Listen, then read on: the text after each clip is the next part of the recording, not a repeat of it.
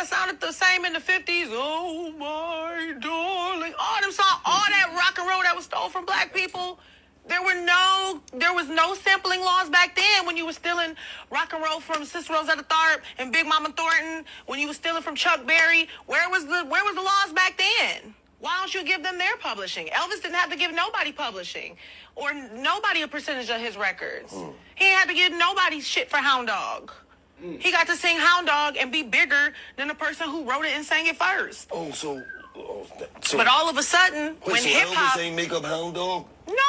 No shade. Hey, and no shade, but I'm saying the system, ain't that real funny that back in the day when black people were creating rock and roll, all of these artists got to steal the vibe and literally steal the song bar for bar, and there were the laws didn't come in.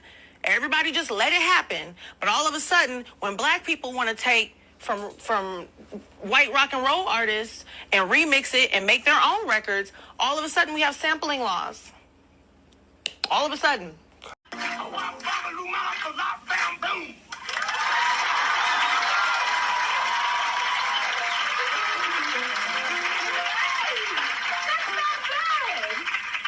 That's not bad. That was excellent. You just like all the rest of them. You don't give nobody credit for nothing.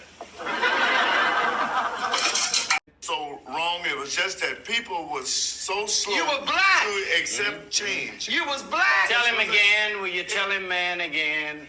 You was black, and they didn't want that black image over their kids. You was a hero. Well, see, but your kids was looking up to you, and they didn't want their kids looking What up kids? at What kids? They didn't want the white kids looking up at this big old greasy black guy Preacher. out of Georgia, Tell 'em about out of Mississippi, or out of Chicago. They want their kids to see a little smooth white boy looking pretty and on duty and looking Rudy, you know.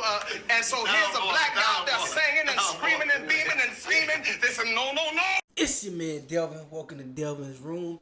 Lizzo brought up a very interesting topic about how the sampling laws change when black artists start to rise into prominence. You feel me? Like back in the days when those white artists would just literally take those songs from black artists with no resistance.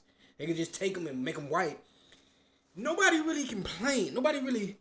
It was no legal actions. It was just like common theft. You feel me? It was no problem. It could happen. But once the black artist rose to prominence, and let's just say a black artist wants to sample the Beatles, or they want to sample John Lennon, they want to sample any great white artist, boom, you get sampling laws. You gotta get sued. You gotta everything. You feel me? And Lizzo makes a great point that sampling really comes from taxing black artists for using anything white. You feel me? And I just showed you that clip of Lil Richard breaking it down with Chuck Berry, and it was real what he said. You feel me?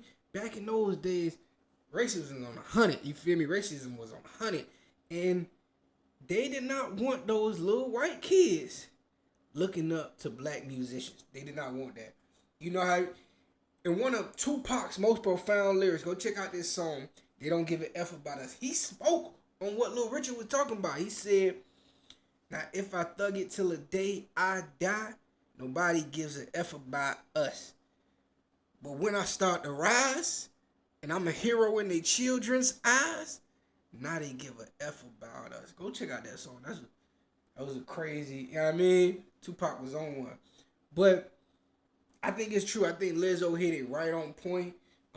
Sampling laws did not become a thing until black artists stepped in the game.